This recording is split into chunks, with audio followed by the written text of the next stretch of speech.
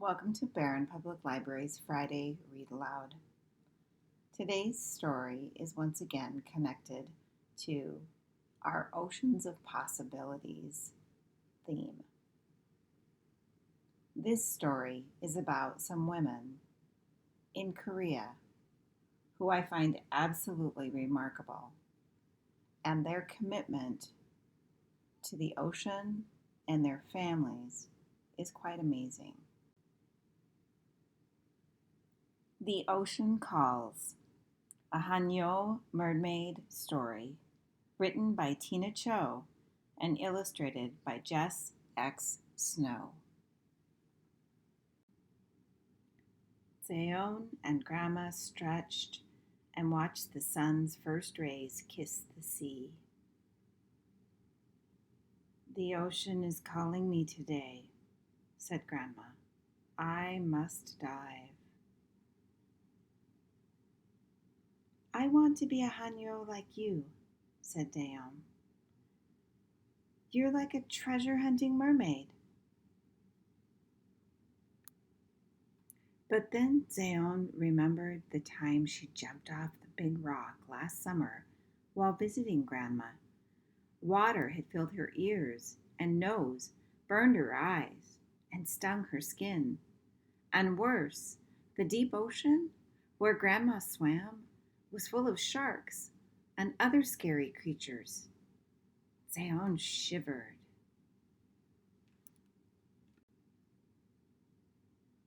"You won't grow into a mermaid if you don't finish your abalone porridge," said Grandma. Zeon held the shimmery blue abalone shell and rubbed her fingers over its holes. Grandma cleaned and boiled the shellfish from her catch to sell, but this porridge she had saved just for Zeon. As Grandma washed the dishes, she and Zeon practiced holding their breath. 1, 2, 3, 14, 15, 16. Zeon let the air escape in a long sigh. Grandma squeezed Zeon's hand. "Don't worry.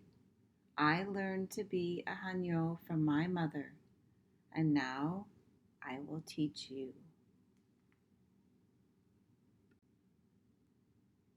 After breakfast, Grandma put on sunscreen, a diving suit, flippers, a lead belt, and a mask. Zeon put on sunscreen, a suit, flippers, goggles, and a snorkel. Grandma carried her tools to pluck treasures from the sea. Zeon carried hers to pluck treasures from the shore. Together, they sang a Hanyo song. "I eat wind instead of rice. Take the waves as my home."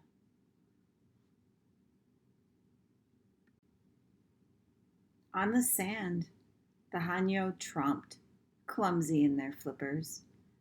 But as soon as they dove, splash! They swam like mermaids. Zeon sat back, feeling like a beached urchin. She wiggled her toes in the tide pool. Grandma popped out of the water, whistling as she let out her held-in breath. Again and again, the Hanyo dove and came back up for air. The sea breeze carried the sound of their whistling.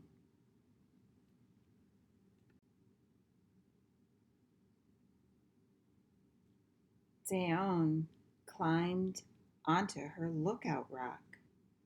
A shell gleamed under the water.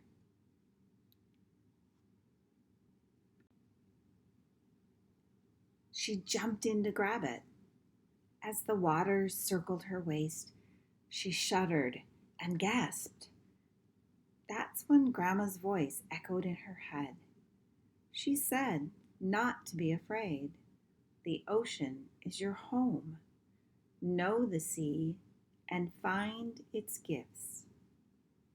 Daon looked around at the other girls giggling in the shallow water.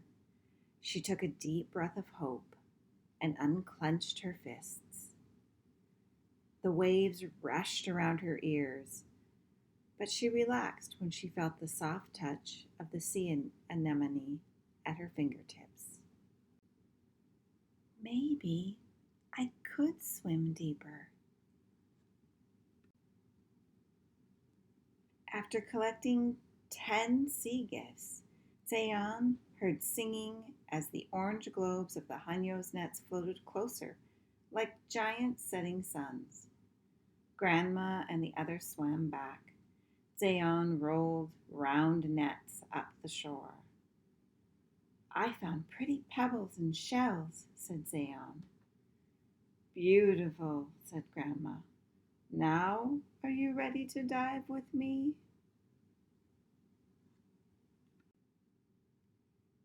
Zayon set her bucket on a flat rock and looked at the sea. What if I can't breathe? What if a shark comes? What if I can't escape?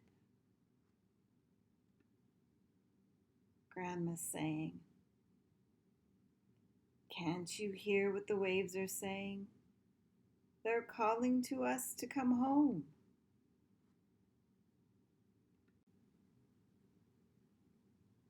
Daon looked into Grandma's sweet eyes, swallowed her fear, and nodded.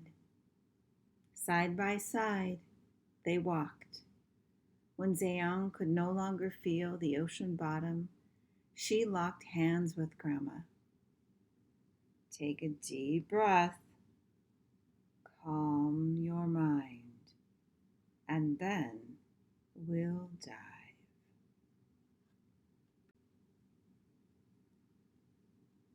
Down, down, Zayon and Grandma dove. But Daon swam right back up. Daon whistled as she let out her breath. Too quick, said Grandma. Relax. Explore.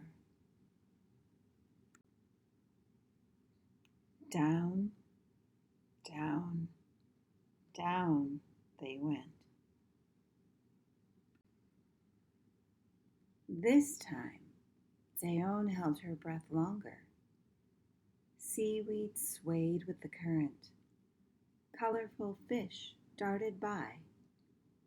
She pointed to a garden of sparkling treasures.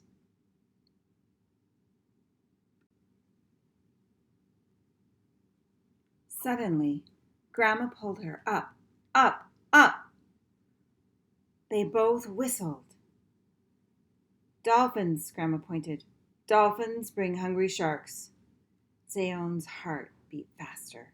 She kicked with all her might. What if they couldn't escape? Her arms felt like the lead weights in Grandma's belt. She swam to a nearby boat. A Hanyo waited to lift her to safety, and that's when Zayon remembered her wish.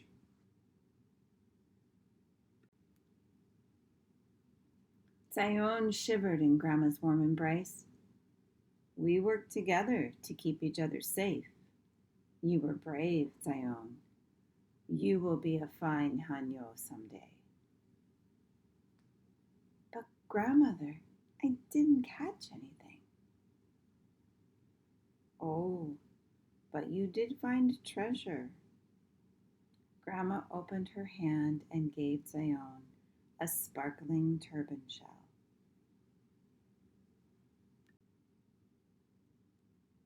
Zayon's thumb followed the curve of the shell's spiral. She smiled.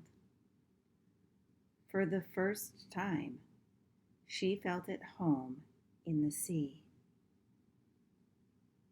Like a mermaid.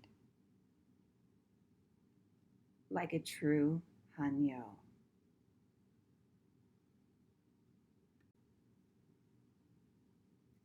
I am fascinated by the cultural heritage that can be handed down from generation to generation.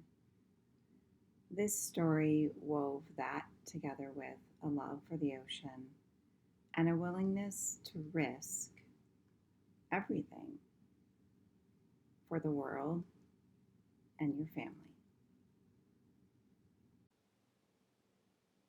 I also must take a moment to show my appreciation to the illustrator of this book. The pictures were fascinating, and the ability to bring light and shadow into play was remarkable. I hope you didn't miss a single mermaid tale.